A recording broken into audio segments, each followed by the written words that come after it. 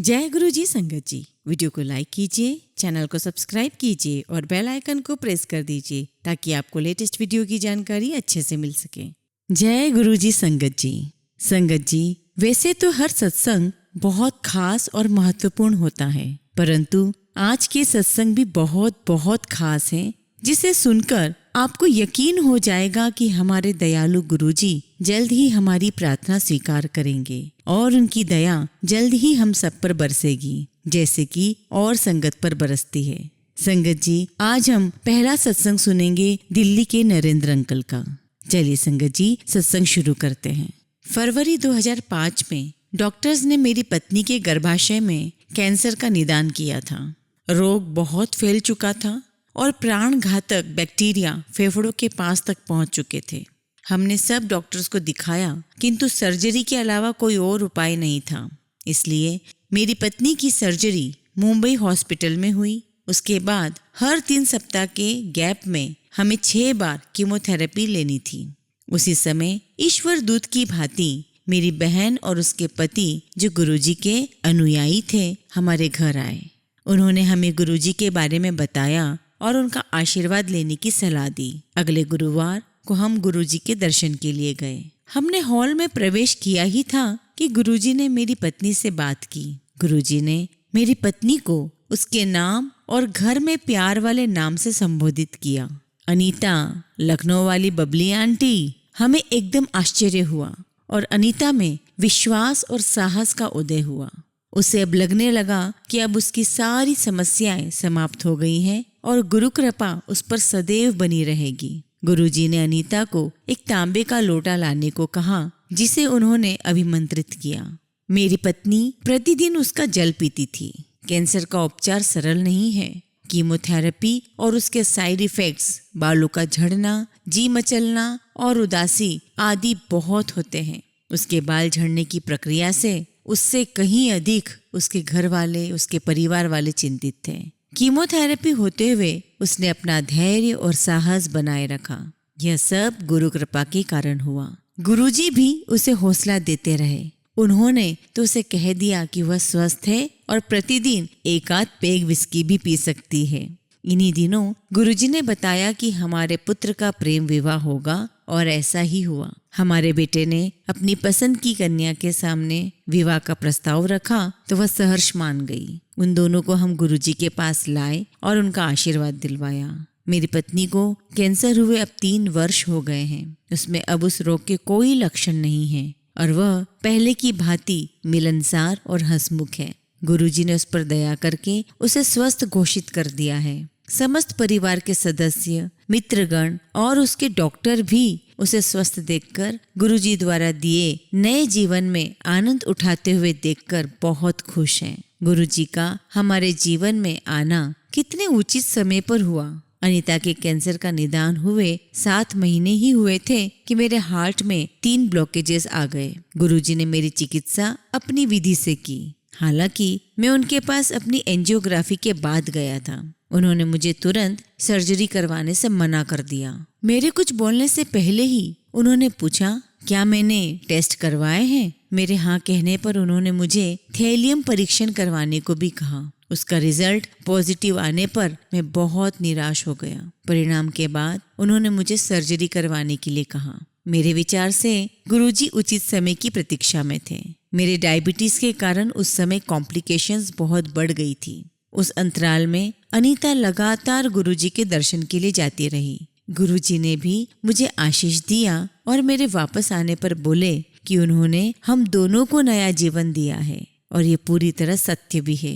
अनीता अब बिल्कुल स्वस्थ है। मेरे पुत्र का विवाह उसकी इच्छा से हुआ है और दोनों प्रसन्न हैं। मैं भी पहले जैसा जीवन व्यतीत कर रहा हूँ। क्या गुरुजी और उनकी दिव्य कृपा के अन्यथा यह संभव था? गुरुजी अनीता को कहते थे कि वह स्वस्थ है और जीवन का आनंद उठा सकती है। उनके आशीर्वाद से अब हम दोनों में अधिक आत्मविश्वास और उल्लास है। हमें सदा उनकी उपस्थिति का आभास रहता है। हमारे लिए गुरुजी परमेश्वर है। निष्कपट आस्था के साथ उनके पास पहुंचने वाले प्रत्येक मनुष्य को उनकी दिव्य कृपा की प्राप्ति होती है।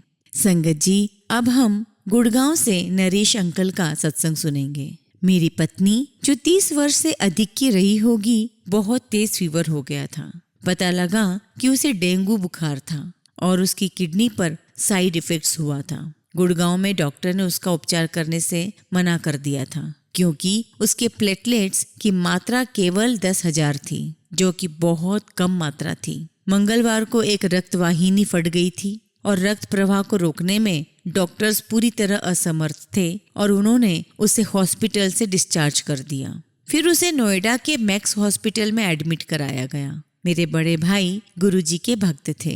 यह घटनाएं देखकर वह और उनकी पत्नी बहुत दुखी हुए और उन्होंने गुरुजी के एक अन्य संगत को फोन किया और पूछा कि क्या वह उस दिन मंगलवार को ही गुरुजी के दर्शन कर उनको समस्या से अवगत करा सकते हैं। उन्हें बताया गया कि गुरुजी तो स्वयं ईश्वर है, वह अपनी शरण में आए हुए किसी को भी कष्ट नहीं होने देंगे। इस अवधि में मैक्स के डॉक्टर्स ने भी हाथ खड़े कर दिए। गुरुवार को मैं गुरुजी के पास गया। जैसे ही मैं गुरुजी के चरण स्पर्श कर रहा था, मैं अपने आप को रोक नहीं पाया और मैंने गुरुजी को बता दिया कि मेरी पत्नी डेंगू से पीड़ित है।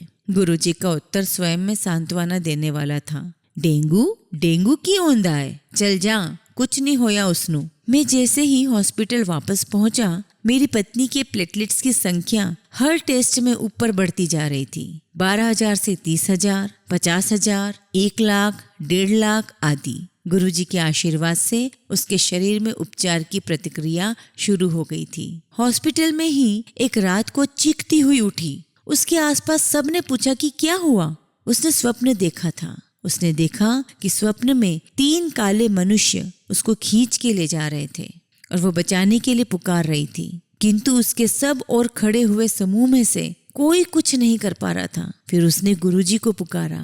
गुरुजी आए, यमदूत चले गए और वो बच गई। और ये सपना उसने 2 बार देखा और उसे लगने लगा कि उसे गुरुजी ने ही जीवन दान दिया है। केवल गुरुजी ही ऐसा कर सकते हैं। 1 सप्ताह में उसे हॉस्पिटल से मुक्ति मिल गई और फिर उसके गुर्दे ठीक करने के लिए उसे डायलिसिस पर डाला गया। आज वह माँ, पत्नी और बेटी तीनों की भूमिका बखूबी निभा रही है।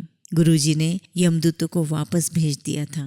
क्या कोई और ऐसा कर सकता है? जय गुरुजी। संगत जी, अब हम दिल्ली के नवीन अंकल और मीनू आंटी का सत्संग सुनेंगे। यह सत्संग करते हुए मेरी आंखों से आंसू बह रहे हैं। मेरा पुत्र शांतनु जानना चाहता है कि मुझे ऑफिस का कार्य समाप्त करने में कितना समय और लगेगा। उस बेचारे को यह ज्ञात ही नहीं है कि मैं जो कार्य कर रहा हूँ वह उससे ही संबंधित है। 2001 में जब वह मात्र 3.5 वर्ष का था, उसे दौरे पड़ते थे और उसके बाद उसके स्वस्थ होने तक का सत्संग है ये। डॉक्टर्स ने सोचा कि उसके रोग का कारण अंधेरे से भय है और उस पर उन्होंने कुछ और विचार करना समय का दुरुपयोग समझा। किंतु दिसंबर 2001 और जनवरी 2002 के बीच उसे 2 और दौरे पड़े। न्यूरोसर्जन ने अनेक टेस्ट करवाए और निर्णय लिया कि उसे किसी प्रकार का मिर्गी रोग है। तुरंत उसका इलाज शुरू हुआ, किंतु मेडिसिन लेते हुए वह हमेशा खोया खोया और भयभीत लगता था। फिर 7 जुलाई 2001 को गुरुजी के जन्मदिवस पर हमें उनके दर्शन का सौभाग्य प्राप्त हुआ। हमें उनके स्वरूप प्राप्त हुए और जब भी लगता था कि उसे दौरा पड़ने वाला है, हम गुरुजी के स्वरूप उसके पास रख देते थे।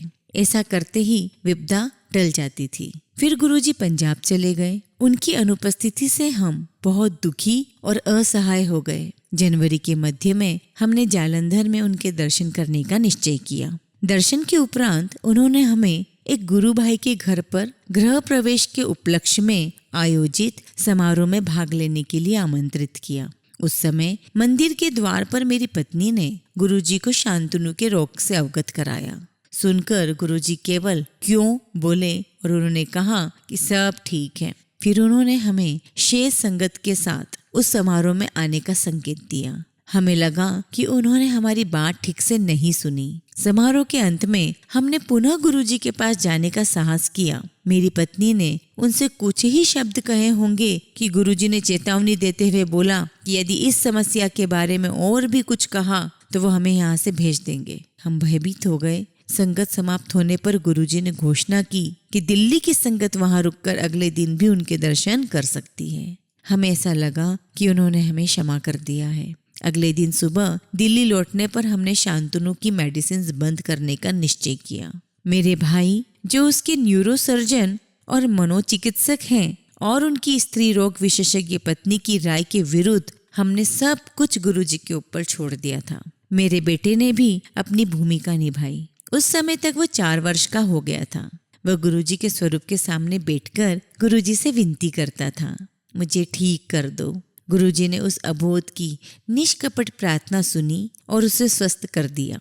उनकी कृपा से शांतनु को फिर कभी मिर्गी के दौरे नहीं पड़े और अपनी 8.5 की आयु में उसे जितना नटखट होना चाहिए था वह है। मेरी आंखों से अभी भी आंसू बह रहे हैं। जय गुरुजी। शुक्राना गुरुजी।